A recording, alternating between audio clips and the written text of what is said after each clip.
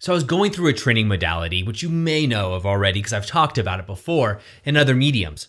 And I was going through it and the body worker was working on me and found a knot and they dug in. Now, in all fairness, they asked me, said, hey, on a pain scale of 1 to 10, what is this? And I said 7, and it wasn't overly painful. Well, after the therapeutic practice, and it was, in all ways and shapes and forms, so to speak, and I can't think of the exact word, but essentially it was something that they were trying out, right? So it hadn't been really proven to work, but they had found it worked for their colleagues as well as some of their other patients. And I was willing to try, like, hey, I'm all in, let's give it a shot. Well, I woke up the next morning and I couldn't even move my neck. I couldn't turn to the right and I couldn't turn to the left. And I felt like I was just super stiff and my son wanted to play and I just couldn't really move and really wrestle with him as I normally do. And usually I grab him, I spin him around, and I throw him on my shoulders and we run around the house and I'll even do squats and lunges with him and he giggles just hysterically and I just love it. And I can go forever with him on there because I just love to hear him laugh. Well, it was even uncomfortable for me to sit at my office, right? I have 3 computer screens going on any given time when I decide to work. So I let creativity really flow. But I couldn't do it because I was so stiff. I was moving and turning. I thought, geez, this will go away tomorrow. It didn't. It took a full week for me to even get 80%. But what was good about this is I found myself starting to make mistakes. Immediately, I went to my old triggers. I started to think, man, my neck hurts. So what am I going to do? I can't work out. I'm on a great trend right now. I'm lifting heavy. I'm losing body fat. My cardio is increasing. All these great things. And my mobility is also getting well. And now here I am sidelined. I can't progress forward. And my instant reaction was to go right to my old path, right? My old triggers, right? And this happens to all of us as we're moving forward into the author of your own story journey. And what I wanted to do is reach for cookies or something just from comfort food because I was also tired, right? I wasn't sleeping well because my neck was so locked up that I couldn't toss and turn. And I sleep on my side. So as a side sleeper, I couldn't do that because I couldn't get comfortable enough. So I had to try to sleep on my back almost like a zombie, like a mummy, right? I was on my back just trying to sleep, which is super uncomfortable for me. It doesn't work very well. So now I'm sleep deprived and I'm hurt. And my goals have been sidelined. And of course, when these things are happening, especially you're not sleeping, the whole world seems to crash around you, right? Everything seems a little darker. No matter who you are, it does for at least an instant until you can pull yourself out of that hole. Well, then I started to realize, hey, what's the lesson here? What's the lesson for me?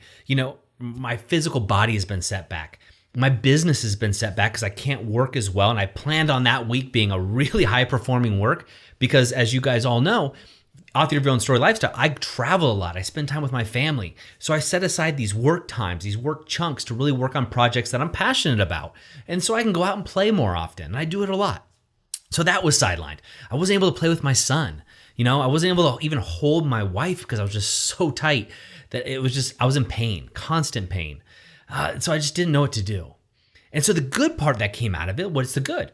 Well, I realized how important mobility was to me. Now, as I get a little older, I also realize that I'm a little stiffer and recovery doesn't happen quite as fast as I'd like to. But what I also noticed was how fast I went into my old patterns.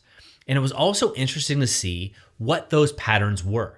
Now, patterns change over time, but they have underlying characteristics in it. So for me, I immediately went to kind of a state of dread, like, oh no, I can't do these things. I went into worry, to stress, to anxiety, kind of that escalation.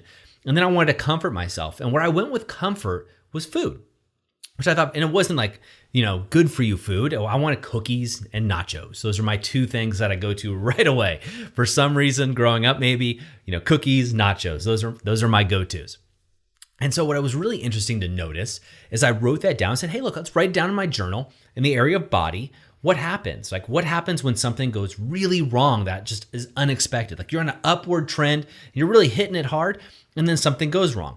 Well, what I do is I immediately get depressed, I get upset, and then it goes to worry and anxiety. So stress, worry, anxiety. For me, it's an escalation. Okay, then what happens? Well, then I reach for comfort food, which for me is cookies and nachos. Right? And so when I recognize any part of that pattern, I can pull myself out of that and see what's good about that. Now, the good part of that is it allowed me to focus on mobility and kind of slow myself down a little bit. I can be a little spastic and really kind of aggressively go after my goals and ambitions in life. And so it allowed me to step back a little bit. And then I started asking myself, geez, where else am I doing this? Where else in my life are these patterns coming up? And so I started writing down, like, where do when things don't go right, whether it be mind, my body, my soul, my relationships, my business, what is my go-to and my escalation scales, right? So business, something's not going right. Maybe it's a customer's not happy, or one of my coaching clients is having something going on, or one of my business partners, I had this recently happen too. Something's going wrong in the business, or at least from my perception. What is my escalation? And it's very similar the way that I escalate. And then what is my crutch? What is my go-to crutch? And again, I just happen to turn to food. Food is like one of my comfort things. I go to it right away. I want cookies and nachos, right? Sometimes it's pizza, but usually it's cookies and nachos. So what I started to do is go through my 5 to thrive. And this is what I'm going to encourage you to do, and try this on for yourself and see if any of this resonates for you. And identify what are your trigger points, right? When things are going really well in your life, so look back at the past when things are going really, really well, and then something happens, right? And so you're taken off, like the seat's taken out from under you, so to speak. What happened? What happened in the past? How did you react? How did you feel?